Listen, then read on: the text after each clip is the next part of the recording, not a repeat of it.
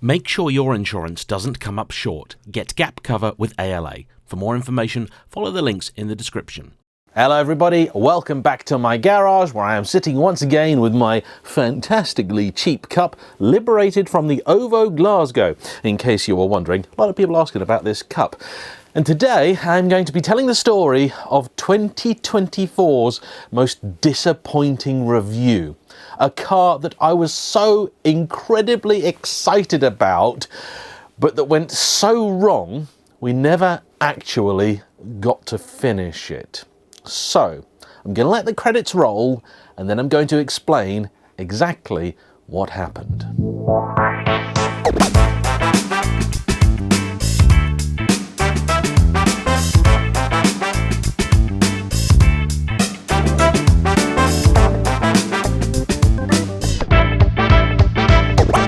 So, I was sat at my desk editing one day, and I get an email saying, James, would you like to drive a Lister Jaguar? And of course, I'm going to say yes. Not only do I love Jags, I really love my old Jags, and Listers have got to be the kings of old Jags. They are seriously cool. Now, for those who don't know, Brian Lister was a chap who, once upon a time, took it upon himself to start improving some Jaguars. And he is best known maybe for the Le Mans XJS. But what I was being asked about was not an XJS. Instead, this was an XJ12. More than that, this may have been the only 7-litre twin supercharged XJ12 in the world. Now, this is an opportunity that does not come along very often. And the one and only question that I had was, why me? You see, the people that had asked were DK Engineering. And I know DK Engineering, or more accurately, I know of DK Engineering, specialists in all sorts of high-end loveliness. If you've got a 288 GTO, a Mercedes CLK GTR, that's the place to buy, sell, or get it serviced. I've never been to their facilities, I'd never spoken to them before. I've watched with great enthusiasm some of the videos that the likes of Sam from Seen Through Glass have done down there, and so I said, well, this is lovely and everything, but you have YouTubers that you work with, why are you contacting me about this? Not that I'm ungrateful, of course. And they said, well, everybody else was busy. But you know what? I don't mind. That's fine. At least they're honest, right? And they said, look, we would have liked to have done something with Sam or the other guys, but they're just not available. This car's going to be auctioned fairly soon, so we're on a little bit of a, tight schedule here. We want to get this video done and out, and, we want to send the car to you for a review, and, that's about it. And we had a little bit of a to and fro to work out the best logistics for me to be able to sample the car. They're based in what is effectively the northwest of London, which is not a great place to experience a performance car of any variety. So eventually, they agreed to have the car transported to one of my usual test routes, and I was going to do basically the one and only thing that I do with cars: drive it and be honest about it. Now, what I'm going to do now is play you the video as it should have been. And in about 15 minutes, I'll see you back here in the garage. Hello everybody, today's feature car is coming soon to auction from DK Engineering, powered by Kahuna. And there are two reasons I'm telling you this at the beginning of the video. First off, it was the one and only thing they asked of me in order to be able to drive this car.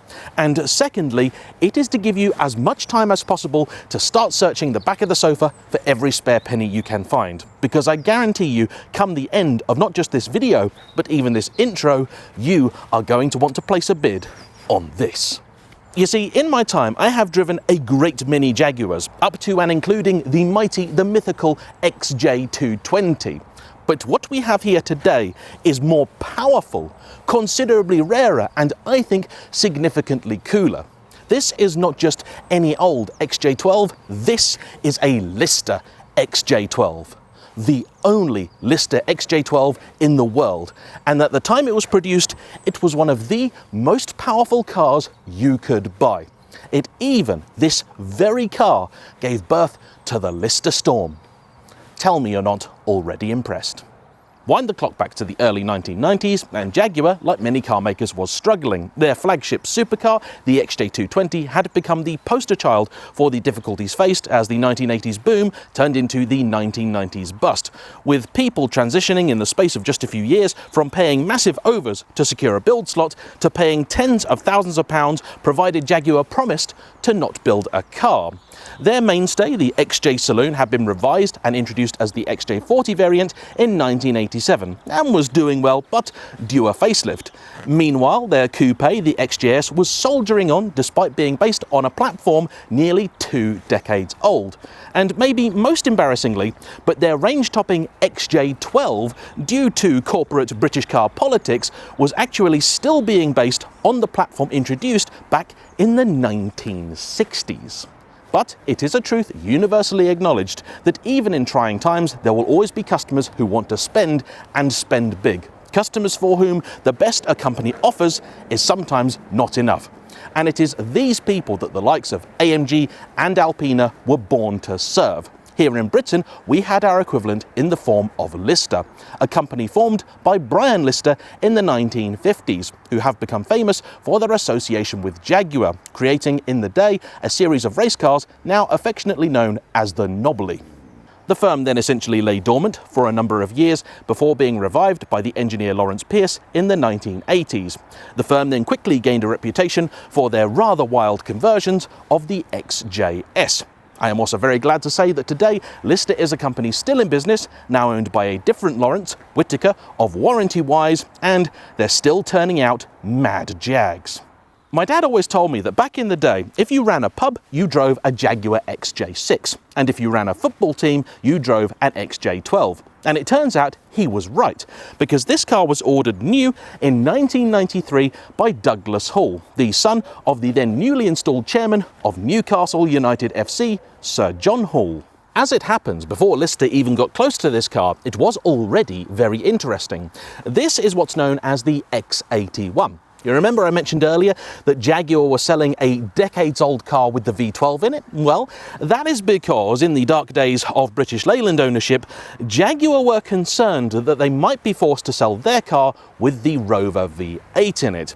And so, when they designed the new XJ40 in the middle of the 80s, they ensured no V-engine could ever fit it, which discounted both the Rover and sadly their own V12.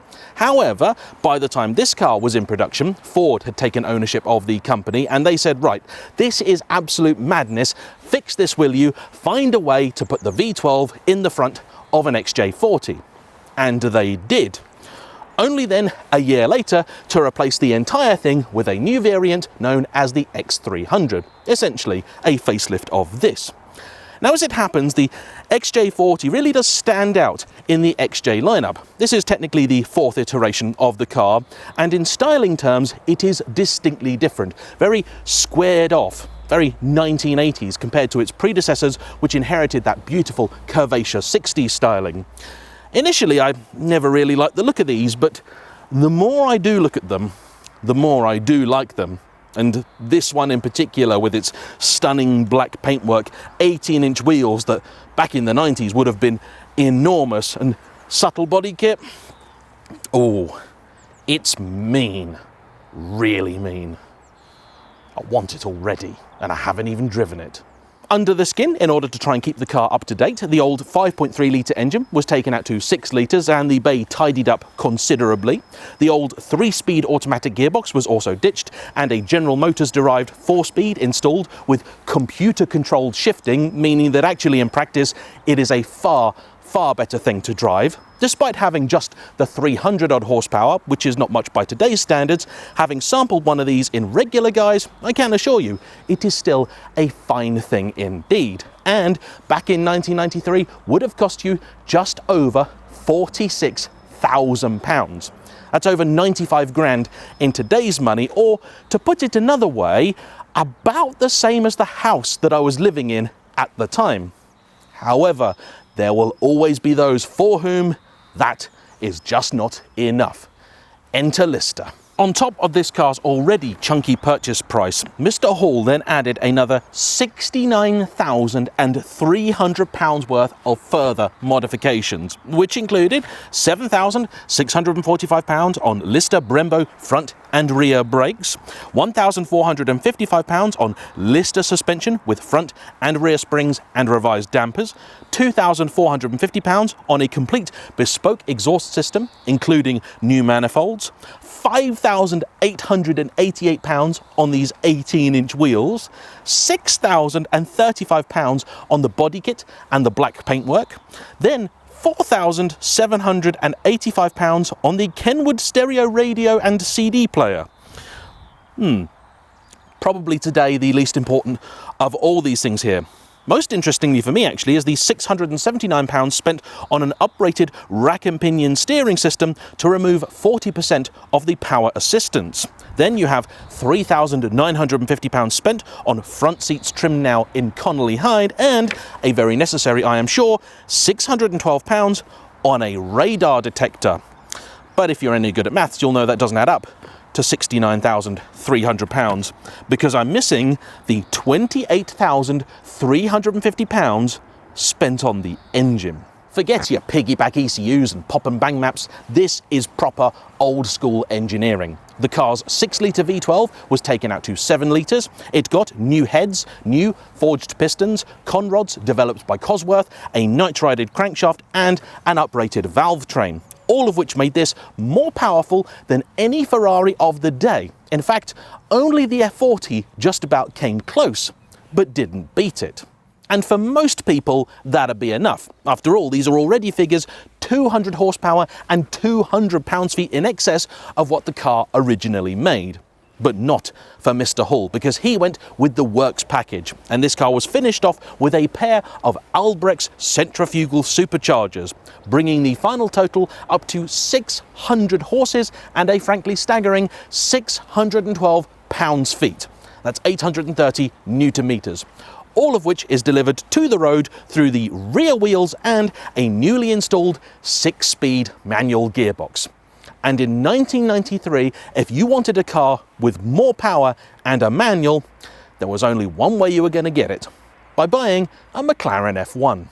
Based simply on the evidence presented, I think we could all agree that Mr. Hall was a bit of a car nut. But the story actually goes further, because you see, he liked driving this car, he took it all sorts of places, and he loved going down to the racing at Le Mans. And one year he was sat there with Mr. Pierce of Lister and said, this is really good stuff. What would it cost to enter a car in Le Mans? And before Pierce could answer, he was handed a cheque for £500,000. And as the story goes, that was the genesis of the mighty Lister Storm, which, as it happens, was a stablemate for this car a few years later with one of its subsequent owners. And in just a few weeks, it's going to go off to another very, very lucky individual. So I suppose it's about time I find out what they're going to let themselves in for. Hello, me again. Now, at that point in the video, what I should have been cutting to is a shot of the car pulling away and then my opinion on it. However, before I could film any of that, what I had to do was put some fuel in it, because, as is typical for car dealers, they had delivered it with about a thimble and a half in there. But no bother, a quick trip to the petrol station would let me get familiar with the car.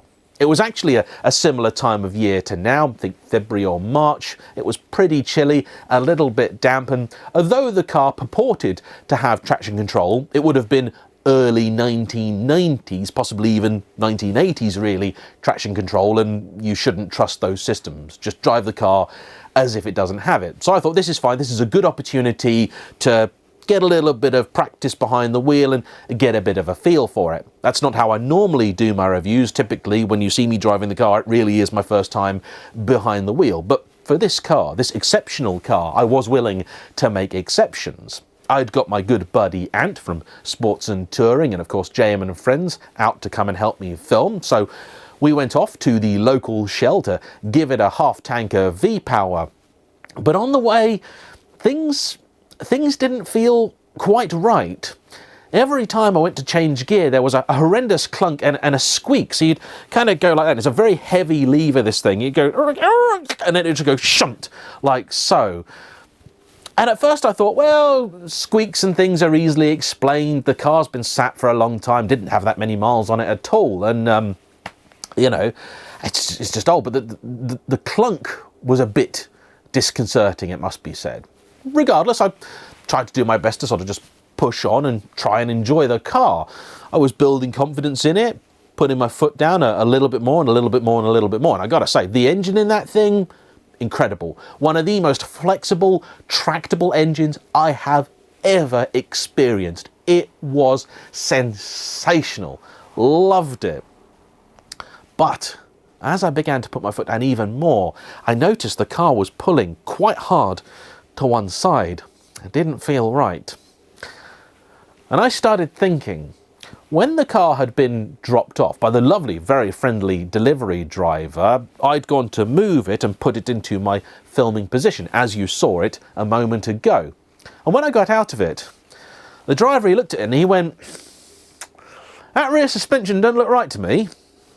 But I was very dismissive and I sort of said, well, you know, it's a old school Jaguar design, really. It's not that modern, you know, I'm not really that worried about it. And it's come from DK Engineering. I mean, come on. At that point, the car had already been photographed. It had already been out on the road. I'd already seen the page they were going to use to auction it. So I knew the car had been driven. I wasn't worried. So I just said, oh, pish, you know, just ignore the man. You know, he doesn't know what he's talking about.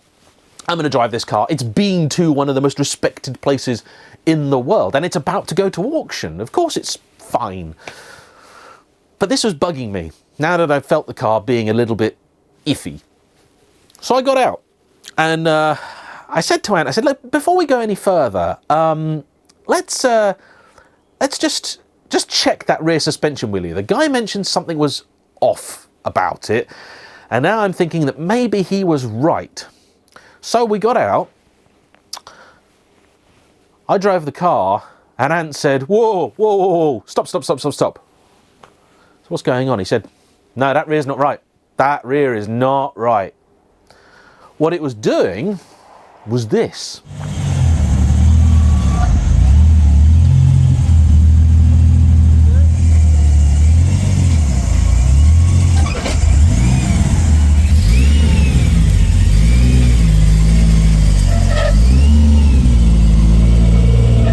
Now, you tell me, but that looks an awful lot like the brake caliper actually moving. And you could see the wheel tramping around inside the arch. Something was very, very wrong with this car. Couldn't believe it. I was mortified, disappointed, shocked. I just didn't get it. I thought, I don't understand. It's come from DK Engineering. You know, it's been driven. Surely somebody would have noticed this. I felt something was wrong the minute I took the thing out on the road. The delivery driver pointed out something was wrong as soon as we moved it in the car park. So I phoned up my contact at DK, said, look, we're at the local Shell station. There is something wrong with the car, and basically, I don't trust it. You know, it's clear that something is really not right. Whether it's getting worse or not, I don't know, but I don't want to take the risk. And he said, what do you want me to do?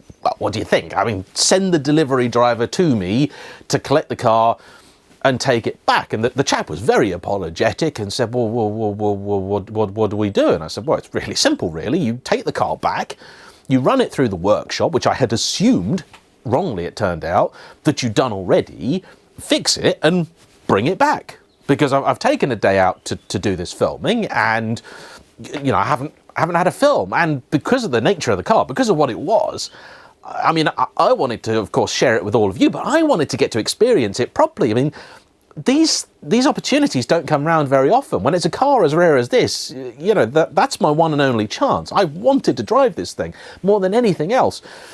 So they said, okay, fine. We'll take it back, we'll get it sorted, and then we'll be back in touch, and you can, you know, do the rest of your video. So, cool, great, yeah, cheers. You know, at that point I was, I'll admit, sort of seething that I'd been sent a car which evidently hadn't been checked over. I later found out that the only people that had actually driven or tested the car were the people responsible for the buying and selling bit. No engineer, no mechanic at DK had actually driven the car, tested it, checked it, or anything. And I was pretty shocked. Given the reputation and the name that DK have and the amount that I know that they charge for their services, I just figured, well, the car is of course going to be sorted. Now, I'd known that a little while earlier it had had a bit of money spent on it, about £5 or so I seem to recall, at Wood & Mortimer, which is now called JD Classics. Now, they're not related to the old JD Classics that I've done a video on, but if you know anything about the world of classic cars, JD Classics is a name that not a lot of people trust. But, you know, this is not the same JD Classics as before, so I just didn't really think anything particularly of it.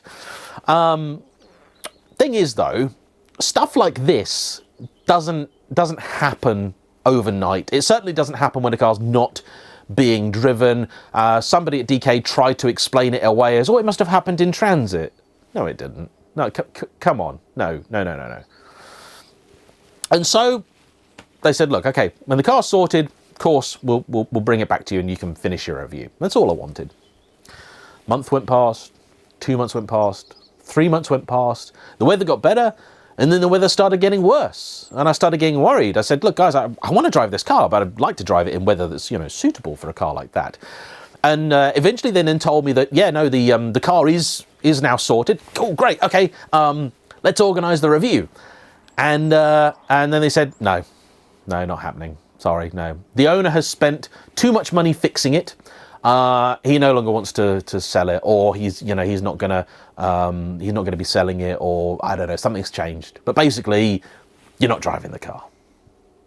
Oh. So I was, deflated, I think. Crestfallen, perhaps. Haven't got a dictionary to check, but that feels like the right word. And I was quite angry about that. I'll be honest, because I'd lost a whole day of filming. I'd then been strung on for the best part of half a year. It's just over half a year, and then was told, no, this is not this is not going to happen. Oh, right, okay. Cheers. And I was told, oh, by the way, if we do have any filming opportunities, for you, maybe we'll give you a call. But I can smell bull droppings from a mile away, and that's exactly what that was. What I would have liked was them to have come back to me and said, James, we're really, really sorry, and it's not our car to give away. The guy's decided he doesn't want to, but here are some other cars that we have access to that maybe you'd like to film one of those instead. And they've got a lot of really nice stuff I would have, loved to have filmed. So, frustrated about this, I phoned the boss, a lovely chap called James Cottingham. And I said, look, I'm a little bit confused here because, you were about to send this car off to auction. The one and only thing they'd asked me to do was to say that this car is about to go off to an auction, by DK Engineering, powered by Kahuna. That was the one thing. No money changed hands, nothing, because that's not how I work. And you sent me out a car that I feel was dangerous. And he was very, very firm about saying, no, it was not dangerous. There was, I think a subframe bushing, he said, was not good. And the clutch had to be redone. And he made a point, he laboured the point about the clutch having been really, really expensive. He had little to no interest in the fact that I'd driven a car which I could have very easily binned or had, some sort of other unpleasantness in. And in best case scenario, would have just damaged somebody's property. Worst case scenario, could have hurt myself and my friend. That wasn't a concern. The concern for him was the fact that this car had cost its owner a lot of money to sort. And they didn't really care about the fact that they were sticking their name on this thing. They didn't care about the fact that they were about to sell it. And had I just driven the car and not picked up on any of this, I'm pretty confident that it could, I'm not saying it would, but it could have gone straight to auction and been bought by somebody.